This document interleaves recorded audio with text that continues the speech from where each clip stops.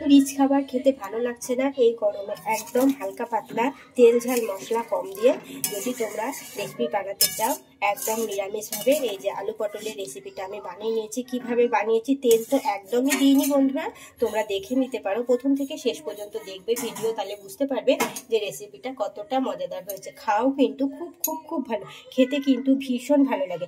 একবার হলে ওই রেসিপিটা বানিয়ে দেখো, তখন হালকা পাতলা নিরামিষের রেসিপিটা প্রায় তখন তোমাদের বানাতে ইচ্ছে করবে।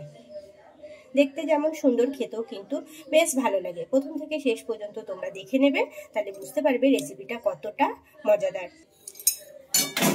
আর গরম যা পড়েছে, এতে তেল ঝাল মশলা খেতে কিন্তু একদমই মন চাইছে না।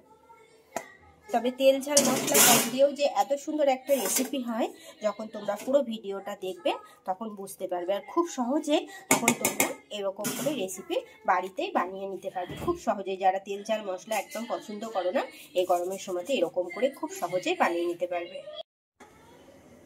বন্ধুরা তোমরা সব কেমন আছো? আশা করছি ভালো আছো এবং সুস্থ আছো। দেখো গরম তো ভীষণ পড়ে গেছে, অনেক দিনই হলো।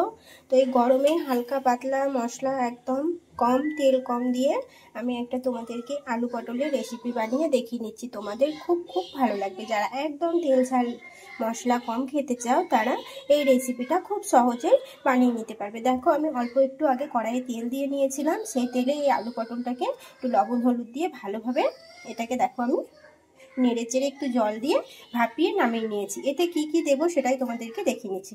এখানে দেখো আমি টমেটো, একটা বড় সাইজের টমেটো নিয়েছি, কাঁচা লঙ্কা নিয়েছি।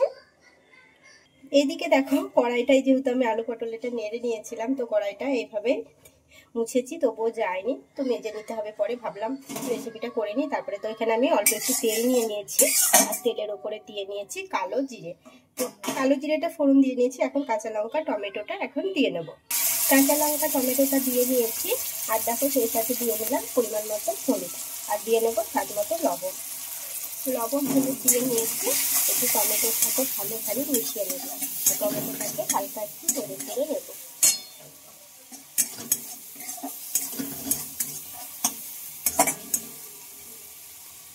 এইভাবে তোমরা একবার এই গরমের সময় পটল আলু রেসিপিটা বানিয়ে দেখো, খুব ভালো লাগে। রিচ খেতে ইচ্ছে করছে, কিন্তু রিচ খাবার খেতে ভালো লাগছে না, কিন্তু মনে হচ্ছে যেন রিচ খাবো, এই গরমের ভয়ে খাওয়াও যাচ্ছে না। তবে এইভাবে বানিয়ে দেখো, এটা না রিচ হবে, আবার খেতেও কিন্তু খুব ভালো লাগে। টমেটোটা একটু নেড়ে চেড়ে নিয়েছি, এখন দিয়ে নেবো অল্প একটু বাটা মশলা। এখানে দেখো আদা জিরে আর একটু অল্প একটু ধনে আমি বেটে নিয়েছি, সেই বাটা মশলাটা এখানে আমি দিয়ে নেব। মশলাটা একটু ভালোভাবে নেড়ে চেড়ে নেবো। অল্প একটু জল দিয়ে নিয়েছিলাম, আর মশলাটা আমি খুব ভালোভাবে কষিয়ে নিয়েছি। এতে যেহেতু পেঁয়াজ রসুন কোনো কিছুই দেওয়া নেই, শুধু আদা দিয়ে একটু ধনে এই দিয়ে লঙ্কা দিয়ে আমি বেটে নিয়েছিলাম, সেই জন্য এটা অনেকক্ষণ যে কষাতে হবে সেটাও কোনো ব্যাপার নেই, খানিকক্ষণ এটা কষিয়ে নিলেই হবে। আর একদম নিরামিষ। চলো মশলাটা হয়ে গিয়েছে, এখন সেদ্ধ করে রাখো পটল আলুটা দিয়ে দেবো। পটল আলুটা একটু ভালোভাবে মশলার সাথে মিশিয়ে নেবো। দেখো অনেকটা তেল লাগলো না, আবার যে আলু পটলগুলো তেলে ভেজে নিয়ে এটা বানাতে হবে সেটাও না, অথচ খেতে কিন্তু খুব ভালো লাগে। তোমরা একবার হলে এইভাবে বানিয়ে দেখো, খুব খুব খুব ভালো লাগে। আলু পটলটা মশলার সাথে খুব ভালোভাবে দেখো মিশিয়ে নিয়েছি।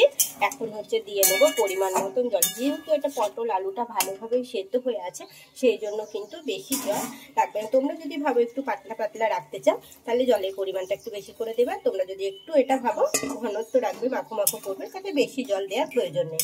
দেখো এটা আমি না ঘনত্ব করলাম আর না পাতলা করলাম, মিডিয়াম ভাবে রেখে দেবো, সেই জন্য এই পরিমাণ আমি জলটা দিয়ে নিয়েছি। একদম সহজ, যে কেউ বানিয়ে নিতে পারবে, খেতে খুব ভালো লাগে। নিরামিষ দিনে তোমরা একবার বানিয়ে দেখো, একদম তেল ঝাল মশলা কমে একটা রেসিপি। দেখো বন্ধুরা ঝোলের মধ্যে জালটা উঠে গেছে, এখন দিয়ে নেবো অল্প একটু গরম মশলার গুঁড়ো। তোমরা চাইলে দিতে পারো, আবার নাও দিতে পারো, আবার চাইলে অনেকে একটু বেশি করেও দিতে পারো যদি পছন্দ করো। দেখো আমি অল্প একটু হালকা করে দিয়ে নিলাম। গরম মশলাটা দিয়ে একটু ভালোভাবে নেড়ে চেড়ে নেবো।